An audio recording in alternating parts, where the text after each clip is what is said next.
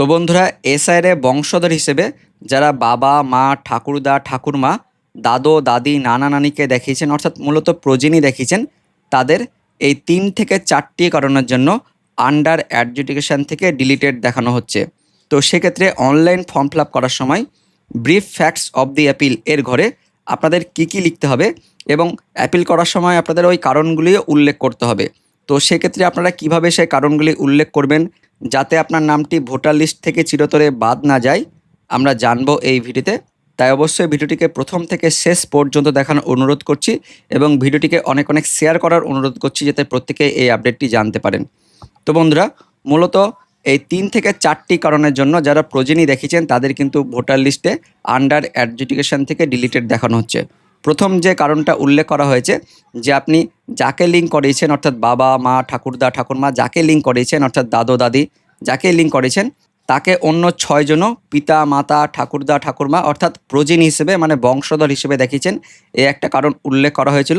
পাশাপাশি যাকে লিঙ্ক করেছেন তার নামের অমিলের কারণের জন্য আপনাকে ডাকা হয়েছে হিয়ারিংয়ে, এবং পাশাপাশি আপনার পিতার নামের জন্যও হতে পারে আপনাকে হিয়ারিংয়ে ডাকা হয়েছে। আপনার নিজের নামের তালিকায় ভুল থাকলে তাদের ক্ষেত্রেও হিয়ারিংয়ে নোটিশ জেনারেট হয়েছে, এবং এটা মূলত ওই মহিলাদের ক্ষেত্রে অর্থাৎ বিবাহিত মহিলাদের ক্ষেত্রে এই কারণটা বেশি দেখানো হয়েছে।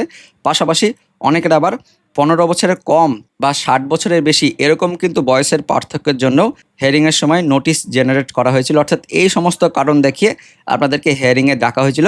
এবং সেই কারণগুলি যখন আপনারা অনলাইনে ফর্ম ফিল আপ করবেন সেগুলি কিন্তু উল্লেখ করতে হবে। তো সেই ক্ষেত্রে আপনাদের কিভাবে ব্রিফ ফ্যাক্টস অফ দি অ্যাপিলের ঘরে এই কথাগুলো উল্লেখ করবেন আমরা জানবো, এবং যদি আপনি উল্লেখ না করেন তাহলে সেক্ষেত্রে কিন্তু আপনার অ্যাপেলটি আবারও নাকচ হয়ে যেতে পারে এবং আপনার ভোটার লিস্ট থেকে নাম চিরতরে বাতিল হয়ে যেতে পারে। তো সেক্ষেত্রে কিভাবে লিখবেন আমরা দেখব। তো যারা বাবা মা ঠাকুরদা ঠাকুরমা দাদু দাদি নানা নানি এদের সাথে লিঙ্ক করেছেন অর্থাৎ প্রজেনি দেখিয়েছেন, এছাড়াও 2002-এর তালিকার সাথে 2025-এর তালিকায় যদি অমিল থাকে, অথবা 6জন সন্তান একই ব্যক্তিকে যদি ম্যাপিং করিয়েছেন, এই সমস্ত ক্ষেত্রে আপনাদের brief facts of the appeal অর্থাৎ প্রজেনি ম্যাপিং যারা দেখেছেন তাদের কি লিখতে হবে আমরা সেটা দেখে নেব। তো এই ক্ষেত্রে আপনাদের লিখতে হবে I M a citizen of India and a permanent resident of the address stated above.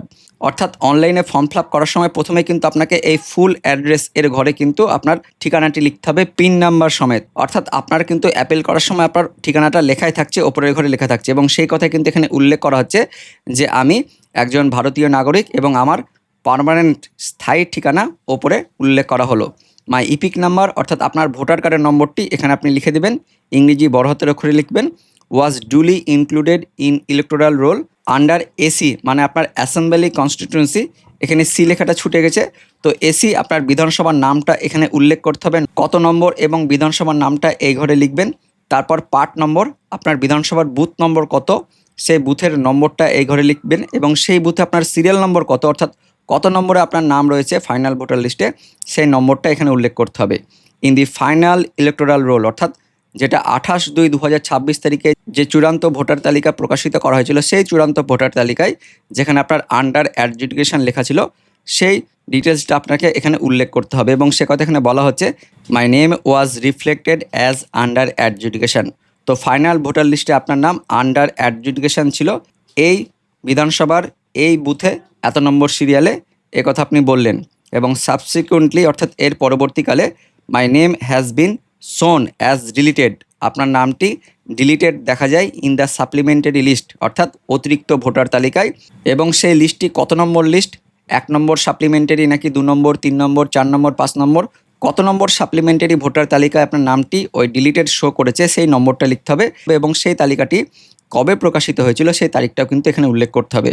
এবার সবথেকে ভাইটাল কথাটা আসছে, কী কারণে আপনাকে হিয়ারিংয়ের সময় ডাকা হয়েছিল সেই কারণটি কিন্তু এবার উল্লেখ করতে হবে। এখানে কিন্তু পরের প্যারাগ্রাফে সেই কারণটি উল্লেখ করা হয়েছে। It is further submitted that, এর পরবর্তীকালে আরও দেওয়া হয় যে মাই লিঙ্ক উইথ অর্থাৎ আপনার নাম কার সঙ্গে লিঙ্ক করেছেন আপনি এসআরে তার ডিটেলস এবার লিখতে হবে। আপনার বাবা মা ঠাকুরদা ঠাকুরমা না দাদু দাদি না নানা নানি সেটা কিন্তু উল্লেখ করতে হবে। যদি আপনার বাবাকে যদি আপনি দেখিয়ে থাকেন 2002-এর থেকে তাহলে সেক্ষেত্রে ফাদার লিখবেন, মাকে দেখালে মাদার লিখবেন, গ্র্যান্ড মাদার অর্থাৎ ঠাকুরমা, গ্র্যান্ড ফাদার অর্থাৎ ঠাকুরদা, এবং সেটা কোন দিক থেকে আপনার পিতার দিক থেকে না মাতার দিক থেকে। আপনার পিতার দিক থেকে লিখলে সেটা প্যারেন্টাল হয়ে যাবে, আর মায়ের দিক থেকে যদি আপনি দেখান তাহলে মেটার্নাল হবে অর্থাৎ দাদু দাদি। এক্ষেত্রে আপনাদের প্যারেন্টাল গ্র্যান্ড মাদার অথবা গ্র্যান্ড ফাদার হবে। আর যদি আপনি মায়ের দিক থেকে দেখান অর্থাৎ নানা নানি বা দাদু দাদিকে যদি দেখান তাহলে সেক্ষেত্রে ম্যাটার্নাল হয়ে যাবে, অর্থাৎ maternal grand mother grand father এইভাবে কিন্তু লিখতে হবে। আশা করি বুঝতে পেরেছেন। মায়ের দিক থেকে হলে সেভাবে উল্লেখ করবেন এবং বাবার দিক থেকে যদি আপনি দেখান ঠাকুরদা ঠাকুরমাকে তাহলে সেভাবে কিন্তু উল্লেখ করতে হবে। এরপর কমা দিয়ে whose name was duly recorded in the electoral roll of 2002, অর্থাৎ যাকে দেখাচ্ছেন বাবা মা ঠাকুরদা ঠাকুরমা দাদু দাদি নানা নানি যাকে দেখাচ্ছেন তার নাম কিন্তু 2002-এ রেকর্ডেড ছিল। My linkage with the said electoral is established through valid documentary evidence, এবং তার সঙ্গে ডকুমেন্টের মাধ্যমে আমার লিঙ্ক প্রতিষ্ঠা করা যাচ্ছে। I am the fully eligible to be enrolled as a voter under the provision of the representation of the people act 1950, অর্থাৎ আপনি সম্পূর্ণভাবে যোগ্য হচ্ছেন এই 1950 সালের অ্যাক্ট অনুযায়ী ভোটার লিস্টে যুক্ত হওয়ার জন্য। Without proper verification and without giving অ্যাডিকুইট opportunity of being heard, অর্থাৎ আপনার উপযুক্ত ভেরিফিকেশান করা ছাড়াই এবং আপনাকে উপযুক্ত সুযোগ ছাড়াই the deletion of the name from the electoral role is illegal, অর্থাৎ ভোটার লিস্ট থেকে আপনার নাম ডিলিট করা এটা সম্পূর্ণ আইন বিরুদ্ধ, arbitrary and against the principal of natural justice, অর্থাৎ যে কেউ আপনার নাম ডিলিট করে দিচ্ছে এটা কিন্তু প্রকৃতপক্ষের ন্যায়ের বিরুদ্ধে কাজ করা হবে। এবং তারপর আপনার কাছে যে সমস্ত ভ্যালিড ডকুমেন্টগুলো রয়েছে সেই ডকুমেন্টগুলো লিস্ট আকারে নম্বর সহিত কিন্তু লিখে দেবেন। যেমন মাই সাপোর্টিং ডকুমেন্টস আর 1 নম্বর দিয়ে লিখবেন আপনার আধার কার্ড, তার নম্বরটা দিয়ে দিবেন। 2 নম্বর দিয়ে লিখবেন রেশন কার্ড, তার নম্বরটা দিয়ে দিবেন। 3 নম্বরে প্যান কার্ড, তার নম্বরটা দিবেন। 2002-এর লিস্ট যাকে দেখাচ্ছেন নামটা দিবেন, অর্থাৎ ফাদার মাদার নাকি গ্র্যান্ড মাদার নাকি গ্র্যান্ড ফাদার সেভাবে লিখবেন।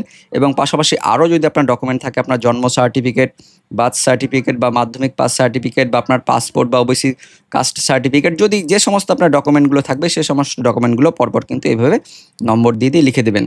তো আশা করি বুঝতে পেরেছেন যে এইভাবে মূল কথাটা কিন্তু আপনাকে লিখতে হবে এবং সেটা উল্লেখ করতে হবে। আর তারপর রিলিফ সাউট, অর্থাৎ আপনি কি চাইছেন এই অ্যাপিলে সেই কথাটা কিন্তু পরবর্তীকালে উল্লেখ করতে হবে। In the view of the above it is most humbly prayed that your honour may kindly, তো ওপরের উল্লিখিত কারণের ফলে আপনি কি চাইছেন। 1 নম্বরে চাইছেন set aside the order of the relation of my name from the electoral roll, অর্থাৎ ভোটার লিস্ট থেকে আপনার নামটি বাদ দেওয়া হয়েছে এই অর্ডারটা বাতিল করতে। এবং 2 নম্বরে বলছেন ডাইরেক্ট দ্য কনসার্ন অথরিটি, অর্থাৎ উপযুক্ত অথরিটিকে একটা আদেশ দিতে যাতে ভোটার লিস্টে আপনার নামটি আবার ফিরে আসে।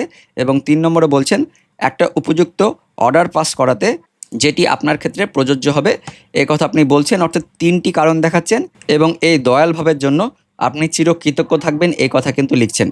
তো এইভাবে কিন্তু আপনাদের ওই অনলাইনে যখন ফর্ম ফিল আপ করছেন সেভাবে কথাগুলো ঠিকভাবে কিন্তু সাজিয়ে লিখতে হবে। প্রথমে আপনার ঠিকানাটা একদম পিনকোড সহিত লিখতে হবে, তারপর যেটা বললাম সেইভাবে লিখে দেবেন 1000 ক্যারেক্টারের মধ্যে, এবং তারপর রিলিফ অফ সাউটের ঘরে সেভাবে 500 ক্যারেক্টারের মধ্যে আপনাদের কি চাইছেন সেটা কিন্তু লিখতে হবে। তো ভিডিওর কমেন্ট সেকশনে পুরো প্যারাগ্রাফটাই দিয়ে থাকবে, আপনারা সেখান থেকে এটি কপি করে নেবেন এবং আপনি অ্যাপিল করার সময় সেভাবে কিন্তু লিখে দেবেন। পাশাপাশি এসআইআরে যারা নো লিঙ্কেজ অর্থাৎ কাউকে ম্যাপিং করতে পারেননি তাদের ক্ষেত্রে brief facts of the appeal এর ঘরে কী লিখতে হবে, এবং সে সঙ্গে যারা সেলফ ম্যাপিং অর্থাৎ 2002-এর নাম ছিল 2025-এও নাম আছে কিন্তু তাও আপনাদের নামটি ডিলিট হয়ে গেছে ভোটার লিস্ট থেকে, তো সেক্ষেত্রে আপনাদের কীভাবে ব্রিফ অফ ফ্যাক্টসের ঘরে লিখতে হবে, তো সেলফ ম্যাপিংয়ের ঘরে কীভাবে লিখতে হবে এবং পাশাপাশি নো লিঙ্কের ক্ষেত্রে কীভাবে লিখতে হবে সেটা নিয়ে কিন্তু আপনাদের পরবর্তীকালে আমি ভিডিওতে আপনাদের দেখাবো। আর এই ভিডিওটি ইনফরমেটিভ হয়ে থাকলে বা ভালো লেগে থাকলে লাইক করবেন, শেয়ার করে দিবেন। দেখা হচ্ছে পরবর্তী ভিডিও নিয়ে, ততক্ষণের জন্য ধন্যবাদ।